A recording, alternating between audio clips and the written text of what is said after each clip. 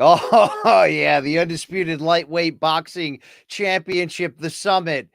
We're talking about Devin Haney. We're talking about Vasiliy Lomachenko. It has just gone down behind us in Las Vegas. Yeah, we got a little bit of controversy, but we also got an incredible fight. High speed chess, literally at its finest. Welcome into Morning Combat's instant analysis of tonight's Haney Lomachenko pay per view main event. My name is Brian Campbell, one half, of course, of your MK duo, alongside Luke Thomas every Monday, Wednesday, and Friday on YouTube. And we had to go instant reaction because we knew the stakes were huge in this fight. But I got to be honest with you. I still would have been okay if this was a boring technical chess match, right? If this was, you know, a lot of people said ahead of time, well, Haney can talk a big game and push Loma at the presser, but ultimately this is going to be jab and hold. Even if it was that, I just want the best to face the best. This fight is in the top three of really the best fights you can make in the entire sport. It's the perfect showcase coming off of course, the Tank Davis Ryan Garcia fight of what this lightweight / 140 division can do and what it is, and the star power, and the fact that we may have, between Tank's win, Ryan Garcia's star power, and the two ability from these guys, and the knowledge that Shakur Stevenson is waiting on deck next, we might really have our own four princes, or however you want to call them or categorize them. And of course, that phrase is trademarked by Karen Mulvaney of the Showtime Boxing Podcast. But we may have something on our hands here. We really might. And I get there's going to be a certain level of outrage down to the scoring tonight.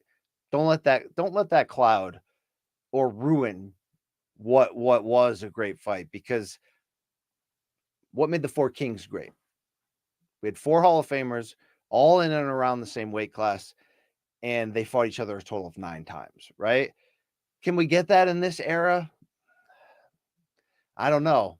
But I'll tell you what, Haney and Lomachenko are going to see each other in the ring again. You just have that feeling, even if it's not next. And they probably deserve to be, based on what was an incredible fight. But let's be fair, a very close fight with very close rounds. Yes, you had big swings and momentum and ebbs and flows, everything you would want out of this type of fight.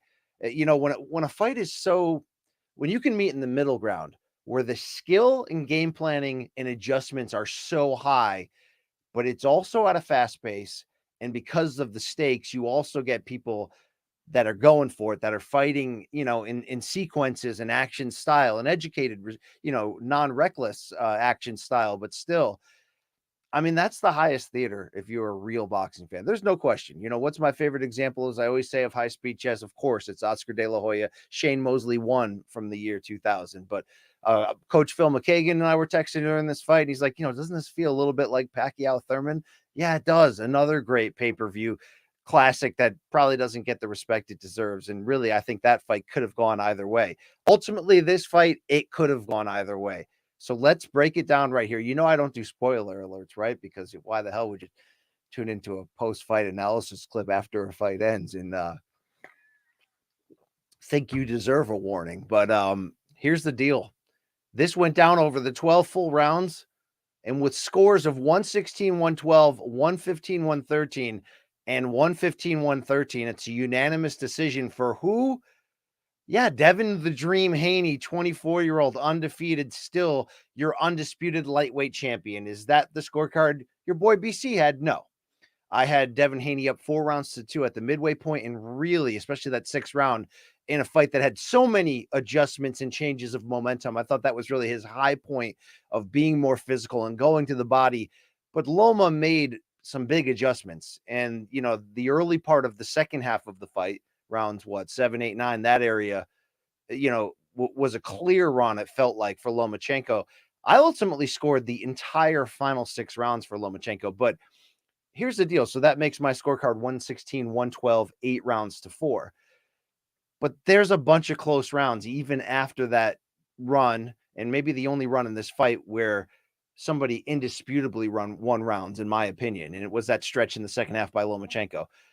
Outside of that, you really could make a case in so many rounds. The 12th round, when you got to give Devin Haney credit, when a lot of us felt he was going back to that stool between rounds and maybe not getting the best advice from his dad, Bill, or and not producing encouraging body language that would lead you to believe, he would come out with a 12th round in which I thought he did a good job putting his foot on the gas. Could you score that for him? I think absolutely. I think there was 2 rounds before that where Haney kind of came on late and had some moments. The whole point of here is out of these 12 rounds, I really feel like 9 of them, or let's say 8 of them in that area could literally flip the coin. So I scored at 116, 112 to Lomachenko. That old adage, Max Kellerman brought it up, the story of the fight. Yeah, the story of the fight was won by Lomachenko. He won the fight on my scorecard because of the constant adjustments in the second half, but most importantly, to be able to walk down the bigger, younger, stronger fighter who was, entering the midway point of that fight really on a nice stretch of momentum. Although, to be fair, in those rounds that I was scoring it, by the way, for Haney, having him up 4-2 at the midway point, just constant mentions of people, saying, "Oh my God, I've got it all for Loma." So, I've got Loma 4-0. How could you, what fight are you watching? So the whole point here is these scores could really be all over the place. But for Loma to make those adjustments after it looked like the physicality from Haney might be too much, and then start walking down the bigger man and acting like the bigger man, you saw a full graduation here from Loma, from a fight we don't talk about a lot. And it's Vasiliy Lomachenko's second pro fight when he got a chance to fight for a world title. And he took on Orlando Salido, the Mexican Arturo Gatti, right? Like the great old rugged action warrior. And, that fight was in Texas with Lawrence Cole as referee, who allowed Salido to go to the balls of Lomachenko just a ridiculous amount. And what did Salido do? The old veteran, of course, we know the story. He leaned on Lomachenko. He was dirty, kept hitting him to the body. And even with all of that, I still think Lomachenko won that fight. I think he kind of got screwed on the cards, and Cole's refereeing was just absurd. But the story that came out of that fight was Lomachenko robbed. It was Lomachenko got taught a lesson by an old, more physical, more experienced fighter. Like, hey, Olympic darling, okay? Hey, the greatest amateur boxer maybe of all time, Vasily, with the 2 gold medals. This is the pro game, and it's different here. That's what Salido did to him.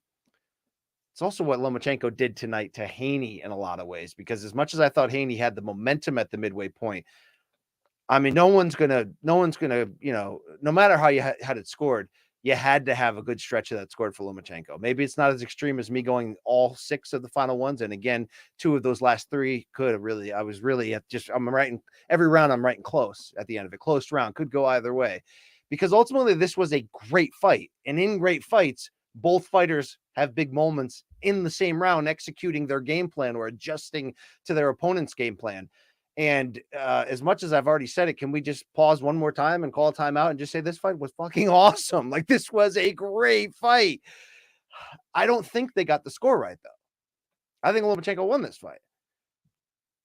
I think ultimately you just happened to find 3 people, and by the way, these are very credible, experienced judges. You had Dave Moretti, who's been around forever and doesn't get caught up in these type of things. Cheatham, another Las Vegas guy, and then I think it's David Sutherland from Oklahoma. So these are solid guys. They just happen at the end that like, this is what people that you put to people a lot of times when you watch it, you put too much emotion into it, right?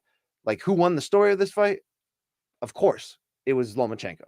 He was a Jedi master in the second half. He wore down Haney to levels where, like, we were wondering if Haney was going to emotionally fall apart, right? Not exhaustion, but sort of just like, man, this guy's picked up my timing. He's walking me down. Loma's walking him down as the smaller man.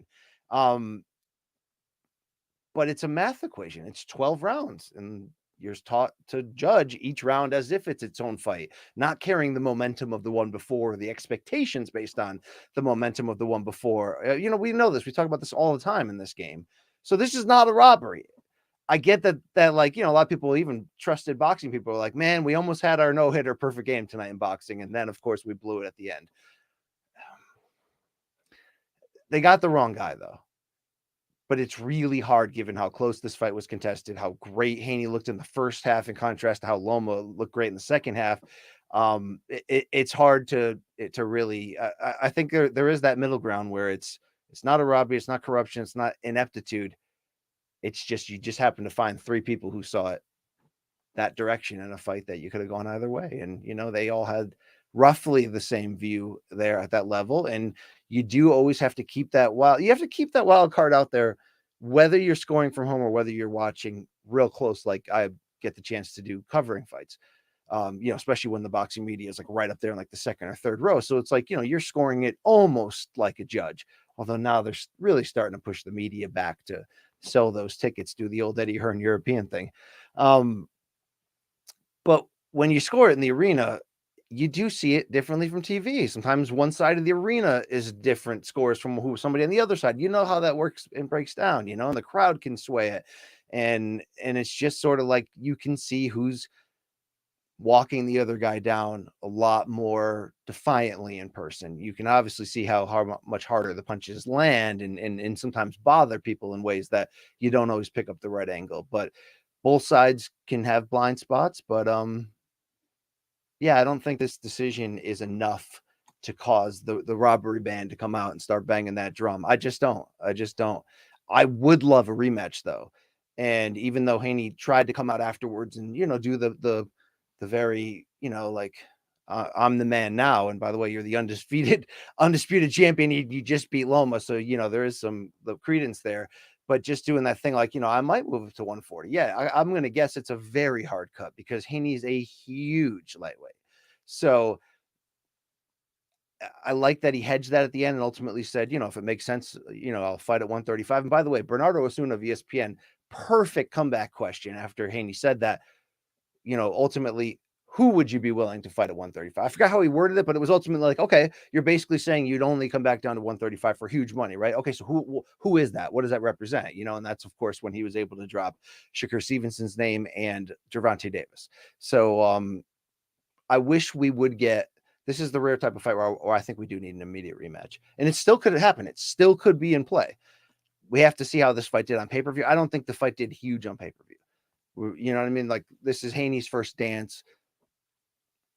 It's more of a hardcore fans only fight. Although I'm glad we were able through Morning Combat to bring in more MMA fans, and especially, you guys do, I'll give you credit. You tend to listen when we're like, hold on, this one really matters. Or, we did 40 minutes on it for better or worse. So however you like it to open Friday show.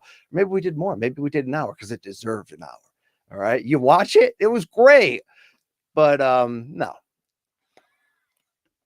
No, not enough for me to pan this and ruin my night. Okay, seriously. I had it 8 rounds to 4. It ultimately goes 8 rounds to 4 to the other guy on one card and 7 rounds to 5 for Haney and the other 2. So let's talk about this fight. The story of the fight, the winner of it, as I mentioned, was Loma, because he's 35 years old and he was the underdog for the first time in his career. And there did seem to be moments in the middle section of this fight where it's like, oh, is he slowing down? The body attack from Haney, that's the first major adjustment in this fight, was brilliant. And he was able to land hard shots because, in the early rounds, Loma, I ended up giving Haney rounds 1 and 2, but I felt rounds 1 and 2, both of them could have been scored in the other direction because just the same, Loma was doing a great job at using the darting footwork patterns and the erratic footwork patterns to get inside, to get on the opposite shoulder of Haney and then try to work offense just as they're about to clinch. So, some of those complaints from Haney in the buildup to the fight probably were strategic in that sense. But Haney makes the adjustment and then Loma makes the adjustment on the back end. And this is where, when we do ask those questions, yes, we spent more time asking the is Loma old question coming in. And the answer, demonstratively is no. I mean, he can still get up for the big ones. Did he start late against Teofimo? Yes. Did he also get rocked in the 12th round against Teofimo? Yes. But in between, he figured that out and he was demonstratively coming on. He was doing that obviously in stretches here in the second half. And that just shows, like, that's what legends do, right? Maybe the Jermaine Ortiz fight is better explained by a combination of things, the former sparring partner, the fact that Ortiz is better than people realized when that name was announced, and maybe Loma going off to Ukraine and serving on the front line and taking, a long time, 10 months out from the ring and then coming right back. Maybe that's some of it too. Or maybe we've seen it time and again, maybe you just don't get up the exact same amount.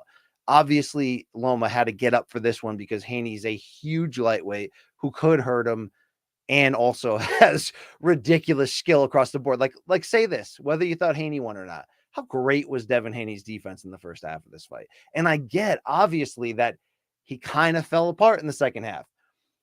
But it's a math equation at the end of the day. How many did people score? You know, it seems like all three of these judges scored a lot in the first half of the fight for Haney, and probably gave him more of the close-ish rounds in the second half than a lot of us realize. You also, to some degree, do have to take into account the announcing. I do feel like the ESPN Plus pay-per-view broadcast was more pro Loma and did tend to showcase his accomplishments more, not in an egregious way, not in a way where I would, like, cook up a tweet, because just as that was happening, then suddenly Haney would come back with something and Tim Bradley would be right on it. But in general, they were tooting the horn of Loma's side of it a little bit more. But also, he's a 35-year-old legend who was not the betting favorite against a guy who can do everything. So it just kind of line up that way and makes sense. But Loma's a great one, because he had to get next level ready for this one because of that threat and danger. But to always have an answer. I mean, in general, they both ultimately always had an answer for each other. Three judges ringside thought Haney won. But Loma in particular, I mean, he had the longest stretch of sustained, not dominance, but there was really no one-sided rounds here. There was a couple close, but those are Lomachenko rounds, though, right? Like, you know what I'm saying? Like, when he won, he seemed to have won those rounds by a lot more. And that can cloud, that can get emotional if you're focusing too much on the story of the fight and not the math equation. And that's why I think Thurman Pacquiao is the right comparison. And I think it's about time the boxing world takes me off the hook for scoring that fight, like well-respected Connecticut judge Glenn Feldman did, who was also ringside where I was, and we both had it 115, 113 for Thurman. And it doesn't mean we felt that Thurman won the fight if you were just watching it and said who had the better fight. Pacquiao had the better fight, but it's a math equation, and there were very close rounds in that fight. The ones that Pacquiao won, he won wide. Thurman eked out the close ones. Did he eke out enough to win 7-5? Well, there were people that thought that. I think this fight is a lot more like that because of that scoring and the fact that we're not going to do the robbery thing that we love to do so that we can piss all shit all over boxing all again, right? Spray all over. It's the worst. It's the worst. See, they always break my heart. Man, I almost sounded like Ariel right there with that little Bobby Brady turn of voice there. But shout out to Ariel out there in Dublin. But what really teases the emotional side of watching it without scoring it intently, and then you're like, man, I definitely saw Loma win, didn't I? Well, yeah, he won the story of the fight, but also Haney was falling apart in that stretch leading up to the 12th. That happened. That is true. And this is where those questions coming in, while we focused more on Loma's age, as I said, and I never finished my point. We also had a legitimate question about Haney at 24. Yes, he'd beat Linares, Jojo Diaz. Like, these are great. These are very good wins. Very good wins. And in most of those, except for the last round and a half against Linares, he kind of dominated. But this is pay-per-view, right? This is main event Las Vegas, and you're in there with Loma. And I'm glad that ultimately that, this wasn't the night that Loma got old, because we got to see the good and bad of both of these guys. Not really the bad, but in Haney's case, he had a couple rounds there where he was leaning toward the bad. And I don't think he gassed out. And I don't think he ultimately fell apart, but he was teetering a bit. And his offense went down. And that's that stretch where Loma really had some big rounds in succession there in that second half. I'm trying to look back at my notes to really knock that down and nail it. Yeah, round 10 was a bit. So round 9 and 10 are ultimately those two that I'm talking. But really 11, 9, 10, and 11. One of those was close, but Loma had obviously big moments. But two of those three of 9, 10, and 11 were particularly wide in favor of Lomachenko. It plays with the emotional thing when you're kind of watching Haney fall apart. And, Bill Haney, I think, is his dad, who's his trainer, father, manager. How he's guided his career certainly deserves so much credit. I mean, Bill Haney is a very smart guy, but I just don't think he had the best night in the corner this time. Telling Devin he was up, I think it was after the 11th. Turns out he was. So is Bill Haney lying? You know what I mean? Or is that what Bill Haney thought was the right motivation at the right time? I mean, it turned out to be right. Again, maybe some of that is the ESPN broadcast making us nostalgic for the, the old Loma is back thing. Could have gone either way. It really could have, but Haney was teetering at the end of the day. Crowd booed the decision. You'd ultimately understand that. I'll get to the Shakur Stevenson thing there to close, as he had some interesting comments as well. I'll just say that part now. Shakur Stevenson gets on the mic after the two, but both fighters left. And he talks about wanting to fight both, but he's also like, oh yeah, that Vasiliy Lomachenko won that fight. He might have, but I think that's why I want to see it again, because it does matter so much. I mean, I don't believe there was a rematch clause, and I do believe if you're Haney, you're thinking, I want to survive in advance here. Why am I going to go fight him again? Look how close it was. Look how hard this fight was. But there's a lot of money if they could do a tank fight, which is not likely to happen for a bunch of reasons. And spoiler alert, I'll just say it now. It was a great fight tonight. I still think Shakur beats both guys. Like that's wild. Like, it was a great fight tonight. It was great. And I did think overall Loma was better for sure. And Haney kind of fell apart, but let's again give him credit for that 12th round when he did put it back together. But Shakur, I think, is even more brilliant than we saw. But what did we see here ultimately? The great performances we talked about from Loma. Loma, was he salty in defeat?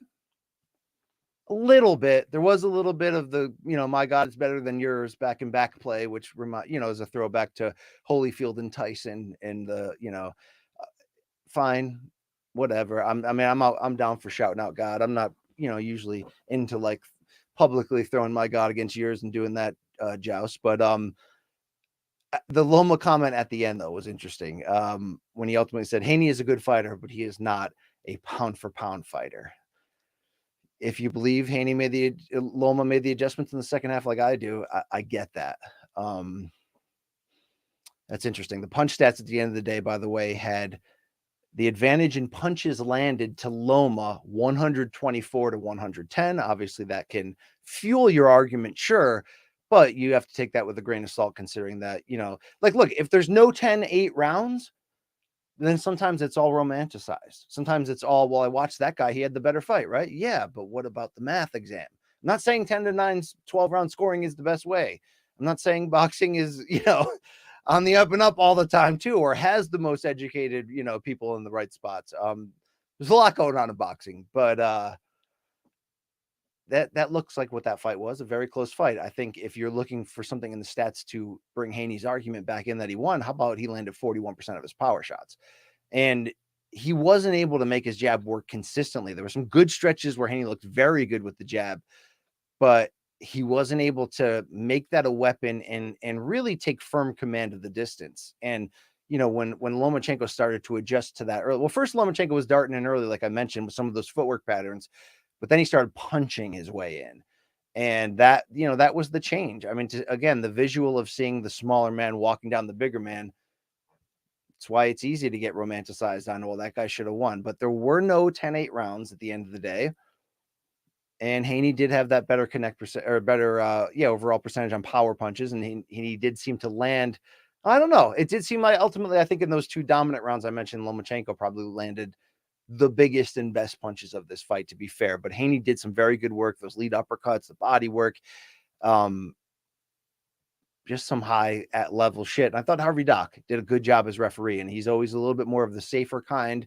And this was the same night, by the way, that Tony Weeks, who had last week's Rolly Romero reffing debacle, was in the UFC cage and judging the same fight that Adelaide Bird was also. So that was just like, and by the way, and Steve Mazzagatti was the official timekeeper for the Haney Lomachenko fight. So there you go. The Combat Sports just swapping wives. Almost literally, because Adelaide Bird's married to Hall of Famer Robert Bird, but I don't know if they're swappers or swingers. That's not something I'm into, if you're wondering right there. I did think I had a point, though, on where I was going. Oh, Doc had a good night. He's conservative, but he issued the right warnings, I thought. And there was, Haney, there was some stretch where Haney was towing the lines, and I'm not against that necessarily. Like, everybody got mad when Haney shoved Lomachenko at Friday's weigh-in. I liked it. people either got mad because it was disrespectful. Yeah, it was disrespectful, by the way, or they felt that that's like Ronda Rousey going off on Holly Holm at that weigh-in in Australia, and we should have saw that as like Rousey's not fully focused, she's kind of scared, blah blah blah. I didn't think that for Haney. I thought, Devin Haney did a great job in this promotion of trying to be like, okay, like, yeah, Loma, you're the legend, but dude, I'm the champion. Like, these are all my belts here. Like, I'm not fucking bowing down to you or taking a step backwards at all. Now, ultimately, Loma made him take step backwards in the ring, and that's probably why you scored it that way. But still, I like the way that Devin Haney handled that, and I liked at times when he was kind of toeing the lines with the rules and making the referee do his job. And Harvey Doc ultimately, I thought, policed it well, but also didn't throw anything in there that, a point deduction unnecessarily, let's say, that could have really changed this. Because some referees will, God, Vic Draculich. Remember that guy? I mean, some referees will just out of nowhere, just, yeah, you lost a point. And you're like, whoa, bro, that is a quick trigger. But, they all have different strike zones at the end of the day. Haney better early, of course. Once Loma started to counter Haney's jab, he took it away, though. And, I mean, how great is Loma, really? Because this is a night where Haney's defense was on point, as I mentioned, particularly in the first half of the fight. And Loma's adjustment ultimately is to walk down the bigger puncher and act like the bigger man. I mean, that's what legends do. That's what the great ones do. He's already doing things like in a weight class over his head, like 2 weight divisions probably over his head, against the biggest possible lightweight, who also has the power to hurt you, but on top of that is great defense. And Haney figured that out and got inside. Yeah, I'm sorry, Loma did. Yeah, Loma won this fight. I think they got the wrong guy. Not a robbery, though. Not a robbery. All right. Big comeback round, though, in round 7 for Lomachenko. And that's when he started to get inside. And, he started acting like the bigger man. He's suddenly pushing and leaning. And his work on the break, ultimately, like, Haney had a right to try to make that a mental game or to try to plant a seed in the referee's head, because that's when Loma does great work. And it's not by doing necessarily dirty of holding with one arm and hitting with the other, although he gets close to that at times. A lot of times he'll throw punches just as it looks like both fighters are going to embrace. So it's almost like just as the opposite fighter kind of lets his guard down a little bit and actually opens the guard a little bit. And, that's also teeing the line, but I think a lot of times he'll lean on kind of getting the punches off quicker than you'd think. And he can surprise you, but him figuring out the timing of Haney in that second half was a monster part of what he was able to do. And of course he's setting traps, and then suddenly, Haney's not able to get off his power shots. And then, I really think Haney kind of went into a cocoon there for a couple rounds in terms of letting his punches go until that 12th turnaround. So did Haney pass the test? Yeah, there was a math way you could have scored it for him. But you do have a little bit of that ho-hum feeling afterwards, because if they don't do this rematch, or if these two don't meet again before Loma walks away. But, also that happens sometimes. It's like, if they don't do a rematch because Haney's going to fight Shakur next, I'm not looking to get in the way of that. But, it'd be different if he's got to do, because he's got 4 belts. It could come into play with the alphabets where, you got to have mandatory defense against this guy no one's heard of, or this guy no one's ever heard of. Maybe Haney already issuing the threat that he's weight-wise willing to move away shows that maybe the belts, won't keep him there. And I like that. If there's a big name at 35, take it. But if not, let's not do that song and dance. You are the undisputed champion. And sometimes the sanctioning bodies don't make it easy to be, because they want you to fight the guy that no one's ever heard of in 30 days, or you lose your title. Yeah, there you go with that. So I'm not going to get in the way of that. Damn, I would love, obviously, for Lomachenko to fight Gervonta next. I mean, that would be great. I actually think that fight would have a better chance of being made than the Haney one, for a few different reasons, subtle reasons. But I think you could make that. Lomachenko's a sneaky pay-per-view brand in a sense. I don't think as a leader, no. But as the A side, no. But as the credibility and the legend side, when you mix with somebody who does, like a Gervonta, I think that fight could do very well, actually. Not Ryan Garcia numbers, but I think it could do very well. But I don't think we would see that next. I do want to see this another time. I do. I want to see if Haney can grow from this performance. He bent but never fully broke, but the bend, did it suggest negative things? I say no, because he's in there against Loma, and he was brilliant at times, and there's got to be, room for this. I thought this was a Haney loss at the end of this fight, but I wasn't disappointed in him per se, because you've got to go for it. And he was at a point in his career earlier than most at 24 for sure, but he has maturity that's way, in another category than most of his age, and a focus and all of that. You may lose. You may go in there. It's like Leonard Duran, right? Like you may go in there and lose. But how do you come back? I mean, like, can we talk about how big of a comeback win this is for Loma based on the Teofimo fight, where, yeah, he was brilliant in rounds 7 through 11 or 8 through 11, but why the hell did you start so late? And the comments afterwards from Loma were almost conspiratorial as to why he lost. It was a little bit off, right, for his character. We talked leading into this fight how he feels he's a much more humble man from that point, from that loss, and from not focusing so much on, his aura and his record and his resume. But he fought tonight like one of the all-time greats. And I say that where glory is the only thing that matters. And glory will get you effed up and not able to, speak without slurring later in your, in your middle-aged years, for sure. But Loma's about that life.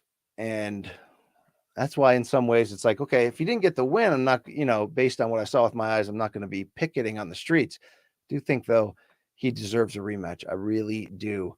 But if we get Haney versus Shakur Stevenson next, that's probably Shakur versus Loma might be the best chess match we can make in terms of just that, right?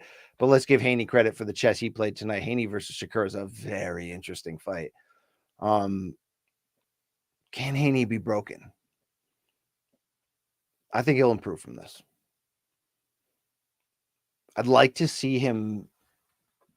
I don't know. I want to say, it's like a knee-jerk criticism sometimes for Haney is you want him to be more offensive.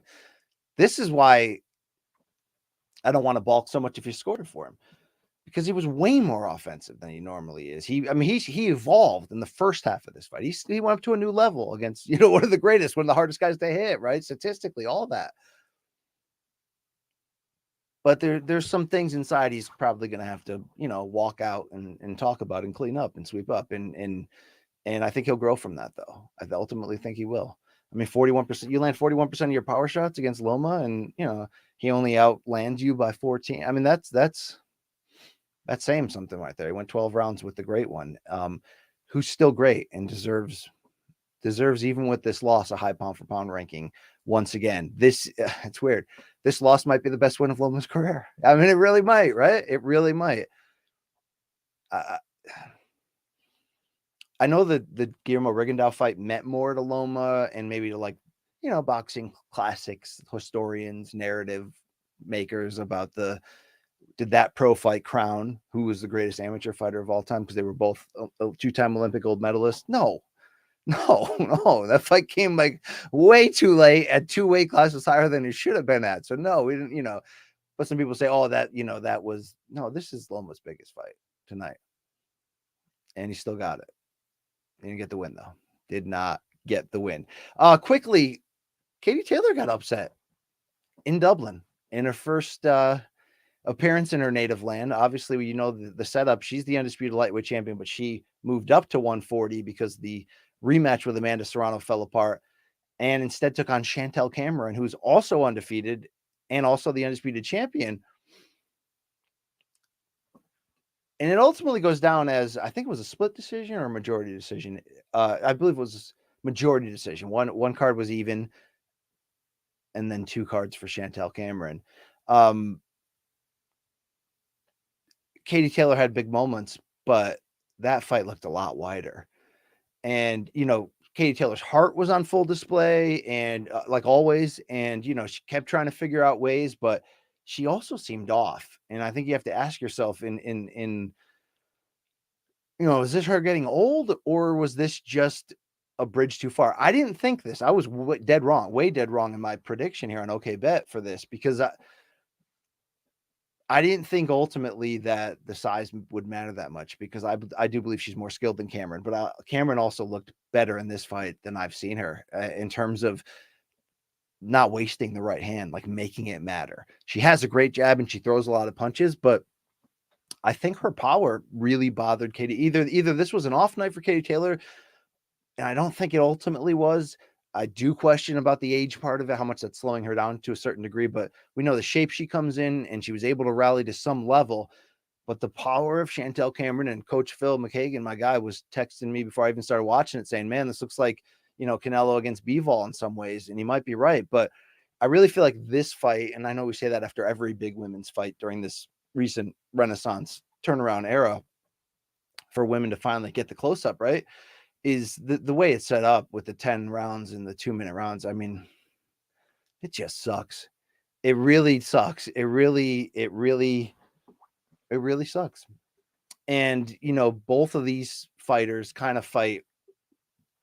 They don't fight a berserker style like Delphine Pursoon necessarily, where you just square up and run head on into traffic, but they're aggressive, and they've experienced champions in the 2-minute round system and know that you've got to be aggressive, but they're also not reckless. So I thought ultimately the advantage in technique would allow Katie Taylor to have to win a hard fought one, but win it clean and clear. But credit to Chantelle Cameron, who just, I mean, right off the start, she jumped on her, which I thought was interesting. I thought that was the right strategy, and really got off with punches. But to land that 1-2, I wonder if she hurt Katie Taylor earlier than we realized, and being hurt and having to constantly kind of come from behind in that fight and try to, regain her senses and then try to find a path to rally.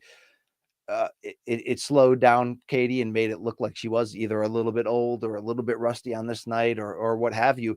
I thought just the cheers of Ireland, and it seemed like a great atmosphere through the television screen for sure in Dublin there, and Conor McGregor going nuts ringside, but she was never able to get out of first gear.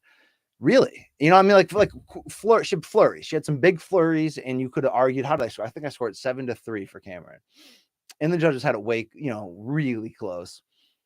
I just don't see that, because Taylor had moments. Cameron had rounds, though. Like, she had stretches in rounds. She had minutes, right, where she was controlling, and Katie's head movement was just not there.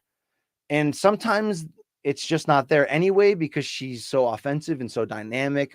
But she was just willing to early on, oddly, to sort of stand in there and trade.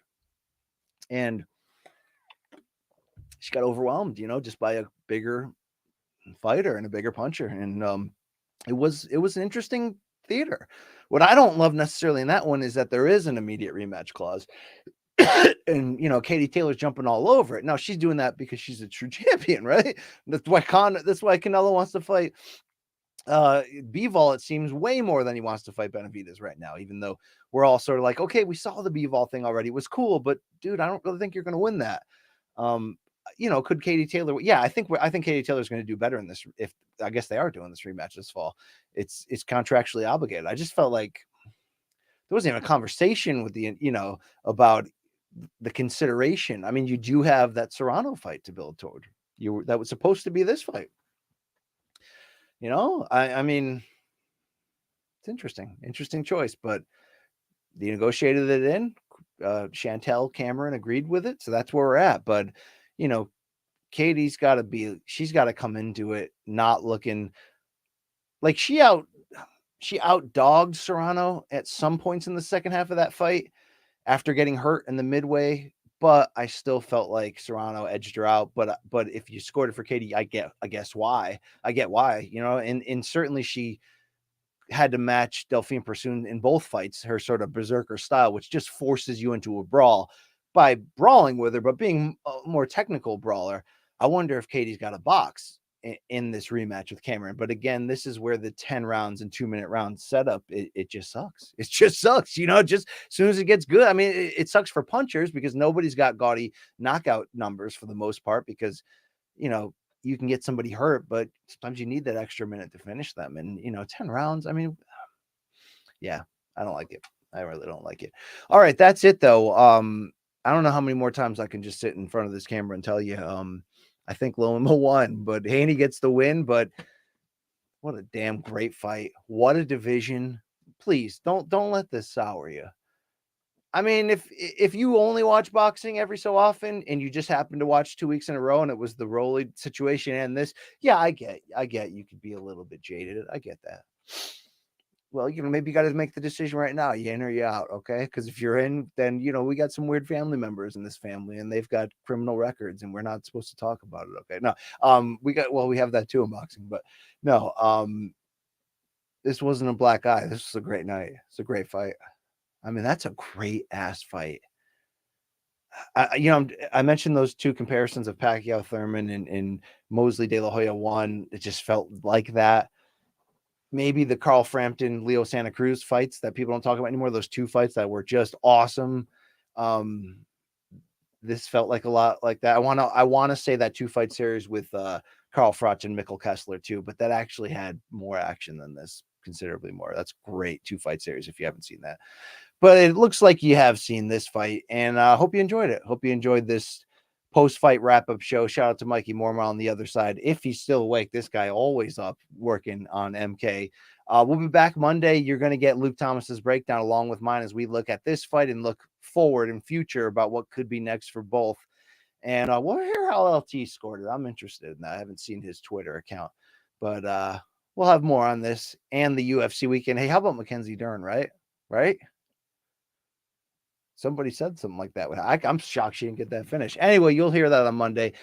I gotta at some point turn this camera off. So yeah, whatever. I mean, it's like, I mean, you want, it's probably, I mean,